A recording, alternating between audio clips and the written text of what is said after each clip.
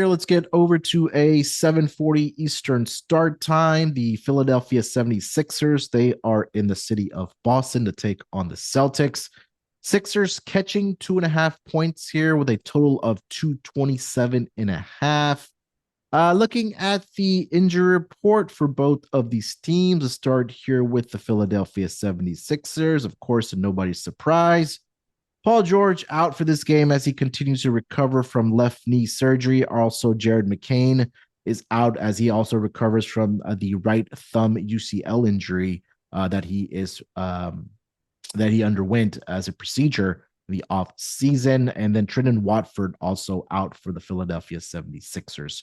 For the Boston Celtics, of course, we know Jason Tatum is out as he recovers from the Achilles injury. Do see Jaylen Brown listed on the injury report here, Mac, with a questionable tag with a left hamstring strain. So, of course, keep an eye out for that if Jaylen Brown's able to go in this game here for the Boston Celtics. But, Sixers is a team that we really didn't talk about a lot in the offseason, Mac, but looks like Joel Embiid's good to go. Tyrese Maxey, of course, no Paul George, as I mentioned. But what are your thoughts on the Sixers and Celtics matchup?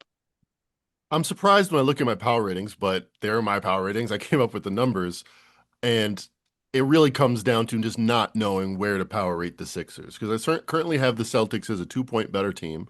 I thought I downgraded the Celtics more than most after losing Tatum, so I think I have them under their win total. I think I'm pessimistic on them, but I have them as a slightly better than average team. And in the East, that should be good for 45 wins. And in the East, in the Sixers, I have a dead average team. But that's really like triangulating two very different power ratings. How they were playing last year with or without Embiid would be one data point. And then the fact that they were a 50-win team supposedly last year. Their over-under was 52 and a half to open and closed at 50 and a half. And I don't think the market usually gets a team that's disappointing as the Sixers right. I think they usually overreact.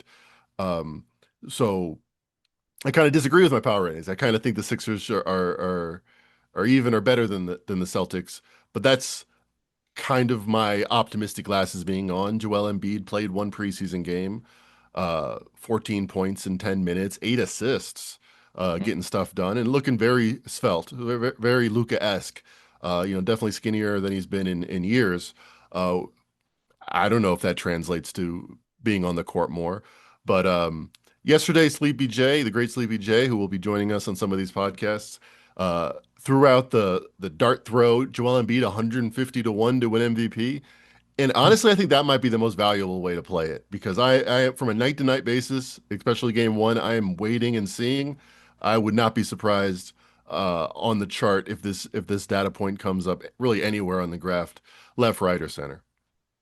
Yeah, another team of me like sticking with the injury theme here, seeing what Joel Embiid looks like after a very limited preseason, after missing, the all the time last Yeah, it was, season. it was The his season. first game in 8 months, first NBA game in 8 months. Yeah, so we'll see what his minutes allocation looks like. I mean, we've seen Nick Nurse when he was with the Raptors, his starters would play a lot of minutes, for his team there. But I think they're going to be a little bit more cautious, definitely, with Joel Embiid as they, if they have aspirations to get to the playoffs, that you want him obviously fully healthy. But I mean, he's 150 to 1 for a reason, right? Because we have that 65 game criteria, or, is Embiid going to be able to accomplish that? I think that's obviously factoring into that with all of his injury history there. But we know when he's on the floor, Mac, that he's a guy that can put up 30 points for you, 12 plus rebounds, and get you some assists and blocks there as well. Like he can fill up the stat sheet. But the question now becomes is has Joel Embiid fallen off? And God forbid if he suffers some type of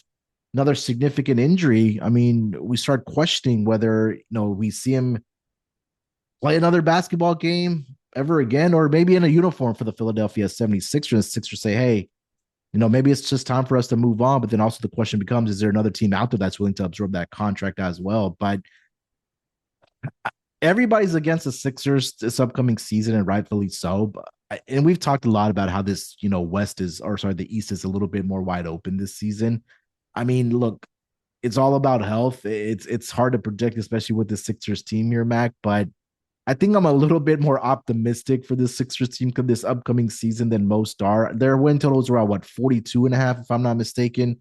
Um, slightly into the over there if you still want to get that bet in. But again, you're kind of playing with fire, especially with all the injury concerns there. But at least versus game one, something similar with the Celtics, right? We've seen a huge turnover from their starting rotation from last season or their championship years, right? No more Porzingis. He's obviously in Atlanta. Drew Holiday over in Portland. They brought over Anthony Simons in that trade with Drew Holiday. And of course, no Jason Tatum, right? So from things that I read from the Boston Celtics, that they want to play with the same pace. They want to get up as many 3 pointers as they can here. But I think that there is something to the Sixers team, at least for this first game of the regular season, where I want to take the points with them at +2.5 against the Celtics team. And I'm very curious to see what some of these teams that we'll talk about not only tonight, but obviously throughout the season and what these rotations and these minutes allocations look like. So at least for myself, see if you're myself, I scale back a little bit as far as my unit size does go with the beginning of the season, unless I found some real value on these teams, especially with teams where I feel like there's some injury concerns and new coaches and new rotations and things like that there. But at least for this game, +2.5 here for the Philadelphia 76ers.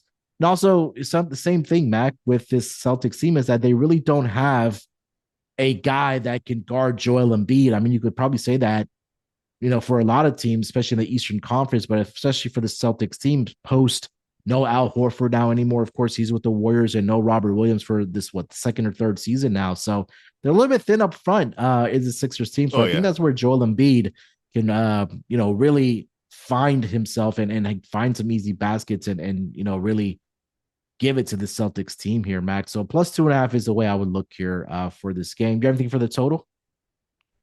Just on that point, they don't have a little bit thin, of a front court, in my opinion. I think they might arguably have relevant to average in the league, relevant to a team that we expected to make the playoffs, maybe the worst center power forward combination in NBA history.